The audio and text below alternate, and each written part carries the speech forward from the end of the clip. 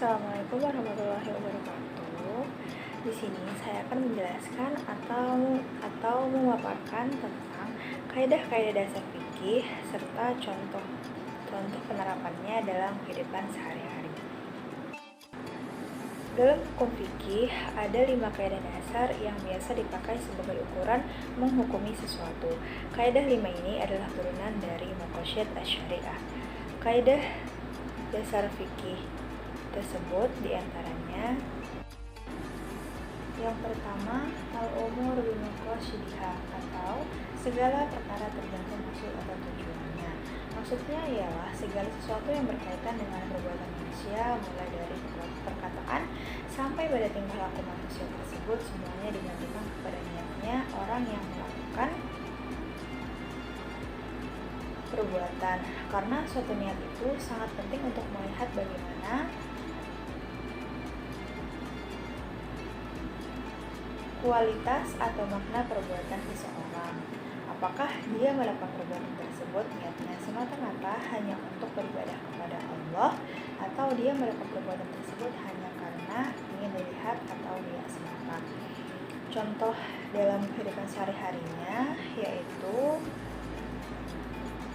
misalkan ada seorang yang mengatakan, saya hibahkan barang ini untukmu selamanya, tapi saya minta uang 1 juta rupiah. Nah, meskipun katanya adalah hibah, tapi dengan adanya permintaan uang, maka akad tersebut bukan hibah, tetapi melainkan akad jual beli. Yang kedua yaitu al-yaqin la yuzalu bisyak, yaitu keyakinan tidak akan bisa dihilangkan oleh keraguan. Maksudnya yaitu seseorang dapat dikatakan telah meyakini terhadap suatu perkara, manakala terhadap perkara itu ada bukti atau keterangan yang ditetapkan oleh manusia indera atau pikiran. Adapun contohnya dalam kehidupan sehari-hari, yakni misalkan ada seorang yang sakit yang tidak mampu untuk sholat berdiri. Nah, orang ini bisa sholat dengan cara duduk ataupun tidur. Selanjutnya, kaidah yang ketiga yaitu al-masyaqqatu tajlibul taysir, yaitu keadaan susah menuntut kemudahan. Maksudnya di sini yaitu hukum-hukum yang dalam penerapannya menimbulkan kesulitan dan kesukaran bagi mukallaf, maka syariah meringankannya sehingga mukallaf mampu melaksanakannya tanpa kesulitan dan kesukaran. Kesulitan yang membawa kepada kemudahan antara lain dalam perjalanan atau safar, sakit atau marid, terpaksa yang membahayakan kehidupan, lupa, tidak tahu, berkekurangan kemampuan tindak hukum atau al-mash. Kaidah dasar fikih yang keempat yaitu dararu yuzalu, yaitu kemudaratan harus dihilangkan. Maksudnya di sini yaitu seorang diperbolehkan melakukan sesuatu yang sebelumnya dilarang untuk menghindari kemudaratan yang lebih besar. Contoh dalam kehidupan sehari-hari diantaranya yaitu orang yang sedang berada dalam kelaparan, yang sangat lapar diizinkan makan makanan haram untuk menghilangkan rasa laparnya dengan cara tidak ada makanan lain selain makanan haram tersebut, dan jika tidak dimakan maka ia akan mati. Maka dalam kondisi ini diperbolehkan untuk memakan makanan haram tersebut. Kaidah dasar fikih yang kelima yaitu adatu muqaddimah, yaitu adat dijadikan rujukan hukum. Maksudnya di sini yaitu Islam sangat menghargai budaya atau adat yang dianggap baik. Termasuk di dalam kaidah fikih ini adalah penetapan masa haid, besaran nafkah, kualitas bahan makanan untuk kafarat, dan akad jual beli. Contohnya dalam kehidupan sehari-hari yakni nyampalan, karena nyampalan ini merupakan sesuatu yang dilakukan berulang kali dan sudah menjadi adat istiadat, khususnya kita di dalam ini.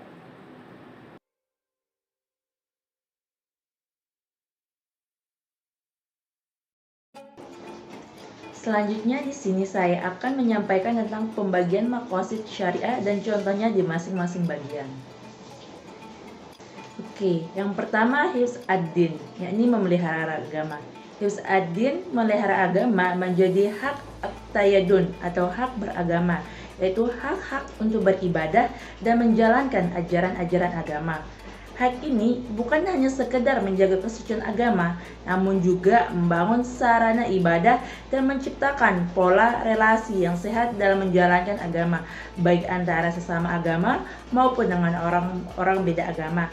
Dengan demikian, secara tidak langsung, hak ini digunakan untuk mencipta situasi kondusif untuk mengejawantkan keberagaman seseorang.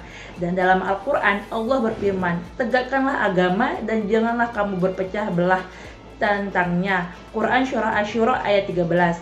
Selain itu, contoh memelihara agama adalah dakwah, menghadapi musuh, jihad, menindak yang murtad, dan mencegah pendangkalan akidah. Yang kedua, hifz nafs, yakni memelihara jiwa. Hifz an-nafs adalah menjaga jiwa menjadi hak al-hayat, yakni hak hidup. Hak ini bukan hanya sekedar sebagai alat untuk pembelaan diri. Hak ini seharusnya diarahkan untuk menciptakan kualitas kehidupan yang lebih baik bagi diri dan masyarakat. Hak hidup harus diorientasikan pada perbaikan kualitas kehidupan manusia seutuhnya, bukan secara parsial. Selain itu, pentingnya saling menjaga satu sama lain dijadikan aspek utama di antara kelima maqasid tersebut. Bahkan bagi pelaku pembunuhan bisa dikenakan kisos karena tidak bisa menjaga nafs sesama muslim. Jika ditarik dari segi pemerintahan, maka hifz an-nafs juga bisa mengajak muslim untuk memenuhi kebutuhan-kebutuhan pokok demi mempertahankan kelangsungan hidup sesama muslim. Dan hal ini juga membuat muslim bekerja lebih giat sehingga tercapailah tujuan utamanya, yaitu mensejahterakan muslim lainnya. Yang ketiga, hifz ini memelihara akal. Hifz al-aqli, memelihara akal, yaitu hak al-ta'lim, hak mendapatkan pendidikan. Menghargai akal bukan berarti hanya sekedar menjaga kemampuan akal untuk tidak gila ataupun mabuk. Orientasi penjagaan akal adalah pemenuhan hak intelektual bagi setiap individu yang ada dalam masyarakat. Termasuk dalam hal ini adalah terjadinya pencurian terhadap hak cipta, karya, dan kreasi seseorang. Penjagaan terhadap hal tersebut adalah masuk dalam kategori penjagaan terhadap akal, jaminan keamanan untuk karya intelektual. Dan Allah Subhanahu wa Ta'ala berfirman, "Sesungguhnya kami telah menciptakan manusia dalam bentuk yang sebaik-baiknya." Quran Surah At-Tin ayat 4. Manusia adalah makhluk yang sempurna karena akalnya. Akal ini yang membedakan antara manusia dengan hewan atau makhluk lain, termasuk malaikat. Namun di ayat selanjutnya, kemudian kami kembalikan dia ke tempat yang serendah-rendahnya, yakni neraka, kecuali orang-orang yang beriman dan mengerjakan amal saleh, maka bagi mereka pahala yang tiada putusnya. Quran Surah At-Tin ayat 5. Maka walaupun mempunyai akal, anggaknya kita harus menjaga akal kita supaya tidak dikembalikan ke tempat yang paling rendah, yaitu dengan mengerjakan amalan yang baik dan menghindari perbuatan yang buruk, seperti tidak mengkonsumsi dan menghilangkan akal, baik itu dengan khamar ataupun narkoba. Dan dengan melakukan hal yang baik akan memicu terciptanya mental dan akidah yang baik bagi seluruh umat manusia, karena pedomannya adalah Al-Quran dan hadis, dan tujuannya adalah melaksanakan kebaikan. Yang keempat, yakni hifz nasl atau memelihara keturunan. Di sini hifz an-nafs bisa disebut juga dengan hifz al-irad, memelihara kehormatan. Menjadi hak al-intiram al-insani, hak atas kehormatan manusia. Bukan hanya sekadar upaya untuk menjaga kehormatan diri dan keluarga dari tuduhan dan fitnah orang lain. Pelestarian adab dan budaya adalah bagian terpenting dalam menjaga kehormatan dan martabat masyarakat. Dalam konteks yang lebih luas, menjaga martabat dan kehormatan bangsa adalah termasuk dalam pembicaraan hak menjaga kehormatan. Adapun perlindungan Islam terhadap keturunan adalah dalam mensyiarkan pernikahan dan mengharamkan zina, serta adanya hukum bagi penzina dan penuduhnya. Dan yang kelima atau yang terakhir yaitu hifz mal, yakni memelihara harta. Hifz al-mal, memelihara harta, yaitu hak al-amal, yakni hak bekerja. Hal ini tidak hanya diterjemahkan sebagai upaya untuk menjaga harta dari gangguan orang lain.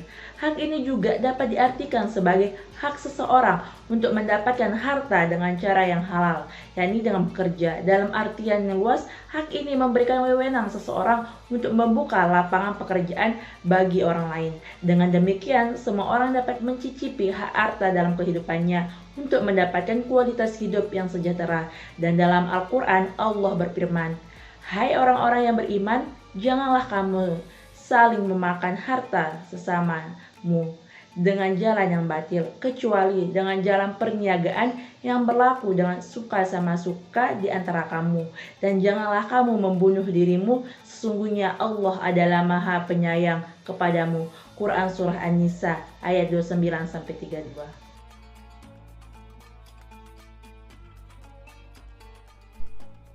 Baiklah, saya akan menjawab pertanyaan nomor 3, yaitu banyak terjadi perbedaan-perbedaan dalam mazhab, baik itu akidah maupun fikih. Mengapa bisa muncul perbedaan-perbedaan tersebut? Sebutkan contoh-contoh kelompok tersebut dan kelompok mana yang menurut kalian benar, serta bagaimana kita menyikapi perbedaan tersebut. Dan yang pertama adalah mengapa bisa muncul perbedaan-perbedaan antara mazhab dalam agama Islam. Baiklah, saya akan menjelaskan mengapa perbedaan-perbedaan tersebut bisa muncul dalam setiap mazhab. Karena para ulama memiliki pemahaman yang berbeda ketika memahami sebuah dalil-dalil atau hasil dari ijtihad dari dalil-dalil tersebut. Maka perbedaan ini muncul karena adanya perbedaan pemahaman dari dalil-dalil tersebut. Kemudian sebutkan contoh-contoh kelompok tersebut. Baiklah, seperti yang saya ketahui kelompok tersebut adalah Ahlus Sunnah wal Jamaah, Syiah, Khawarij, dan Mu'tazilah. Dan masih banyak lagi, akan tetapi yang sering bermunculan dalam masyarakat.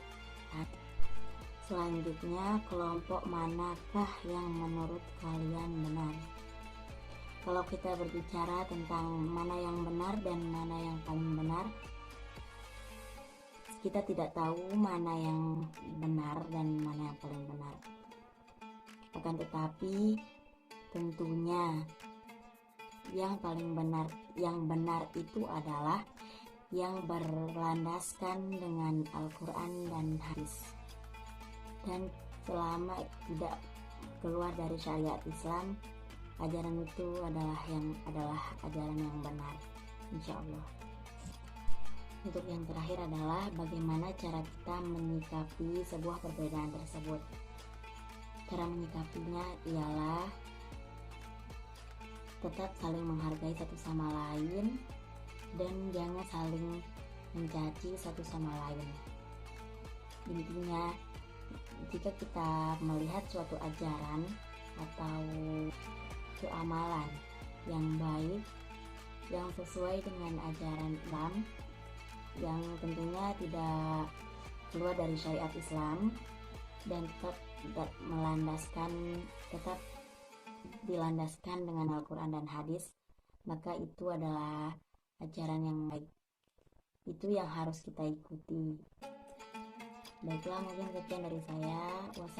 Wassalamualaikum warahmatullahi wabarakatuh.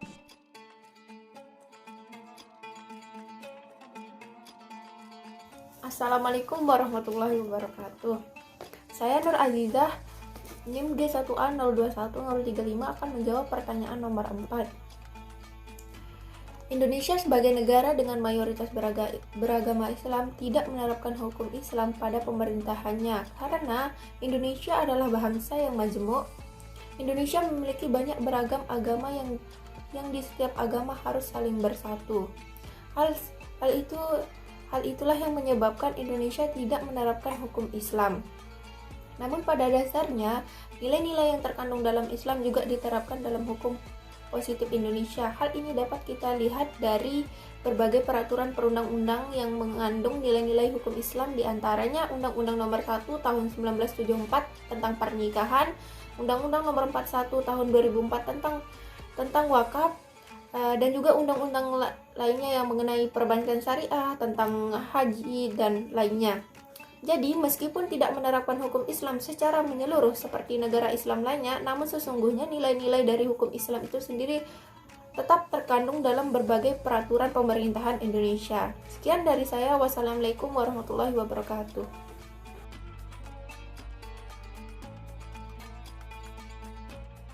Bihamdi, Assalamualaikum warahmatullahi wabarakatuh. Perkenalkan, nama saya Sri Hidayat Nisa. Saya dari Prodi Biologi A, NIM D1A 021039. Saya akan menjelaskan apa yang membuat agama Islam tetap eksis dan bagaimana cara menghadapi perubahan zaman dan tekanan modernisasi.